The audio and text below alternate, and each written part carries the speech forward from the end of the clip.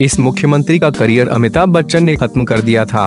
उत्तर प्रदेश के मुख्यमंत्री रह चुके हेमवती नंदन बहुगुणा के बारे में कहा जाता है कि उनके राजनीतिक करियर पर सुपरस्टार अमिताभ बच्चन ने ग्रहण लगा दिया था, जिसके बाद से उन्होंने राजनीति ही छोड़ दी।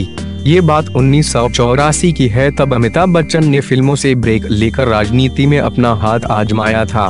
दरअसल बच्चन को राजनीति में लाने का श्रेय राजीव गांधी को जाता है। उस समय राजीव गांधी और अमिताभ बच्चन में घनिष्ठ मित्रता हुआ करती थी। राजीव गांधी के कहने पर ही अमिताभ राजनीति में आए थे। वहीं हेमवती नंदन बहुगुणा ने भी अपने राजनीतिक करियर की शुरुआत कांग्रेस से ही की थी। वे 1952 से लगातार उत्तर प्रदेश कांग्रेस कमेटी के सदस्य रहे हैं, जिसके बाद वे 1974 में उत्तर प्रदेश से कांग्रेस के मुख्यमंत्री भी रहे।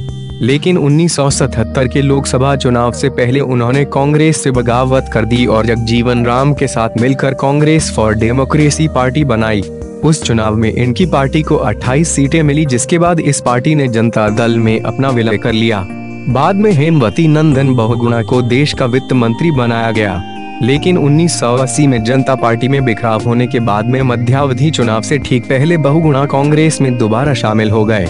इस चुनाव में बहुगुणा गढ़वाल से जीते, लेकिन उनको कैबिनेट में जगह नहीं मिलने से उन्होंने 6 महीने में ही कांग्रेस और लोकसभा की सदस्यता दोनों छोड़ दी। बाद में 1982 के उपचुनाव में इसी सीट से फिर से जीत दर्ज की। लेकिन 1984 का चुनाव शायद बहुगुणा के राजनीतिक करियर के लिए काल बनकर आया। राजीव गांधी ने अमिताभ बच्चन को बहुगुणा के खिलाफ खड़ा कर दिया। उस समय बहुगुणा का राजनीतिक कद बहुत बड़ा था और अमिताभ बच्चन सिर्फ एक फिल्मी हीरो के अलावा कुछ नहीं थे। इस चुनाव में कहा जा रहा था कि अमिताभ बच्चन हार जाएंगे, लेकिन हुआ उल्टा ही। बच्चन ने बहुगुणा को 1,87,000 के रिकॉर्ड वोट से हराया, जिसके बाद बहुगुणा ने राजनीति से ही संन्यास ले लिया। लेकिन अमिताभ बच्चन भी इस सीट पर सफल नहीं रह सके और उन्होंने 3 साल बाद ही ये सीट छोड़ दी और पूरी तरह से राजनीति से संन्यास ले लिया।